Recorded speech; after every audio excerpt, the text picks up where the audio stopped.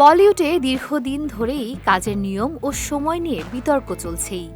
সম্প্রতি দীপিকা পাডুকোন দিনে ৮ ঘন্টার বেশি কাজ না করার ঘোষণা দিয়েছেন, যা সমালোচনারও জন্ম দিয়েছে। তবে এ ধরনের আলোচনার মাঝেই অমিতাভ বচ্চনের কাজের রুটিন সত্যি অবিশ্বাস্য। ৮৩ বছর বয়সেও তিনি যে পরিমাণ উদ্যম ও ধৈর্য নিয়ে কাজ করছেন তা বলিউডের অনেককেই স্তব্ধ করে দিয়েছে।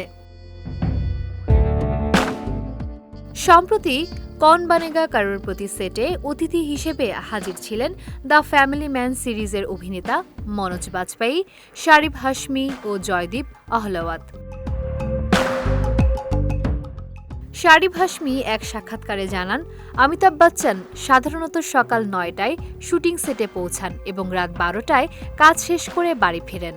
অর্থাৎ একদিনে প্রায় ১৬ ঘন্টা কাজ করছেন তিনি। সবচেয়ে আশ্চর্যের বিষয় হল বিগ বি একদিনে পরপর ৩টি এপিসোডের শুটিং করেন।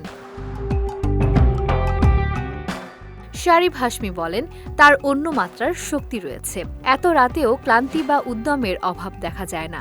সত্যি এত বড় তারকা হওয়া মোটেই সহজ নয়। শারিফের কাছে অমিতাভের সঙ্গে কাজ করা এক স্বপ্নের মতো অভিজ্ঞতা ছিল। তিনি আবেগাপ্লুত হয়ে জানান, দিনটা অসাধারণ ছিল। সারা জীবন এই স্মৃতি সঙ্গে থাকবে। অমিতাভ বচ্চনের এই উদ্যম, শৃঙ্খলা এবং পেশাদারিত্ব আজও বলিউডে অনুপ্রেরণার উদাহরণ হয়ে আছে।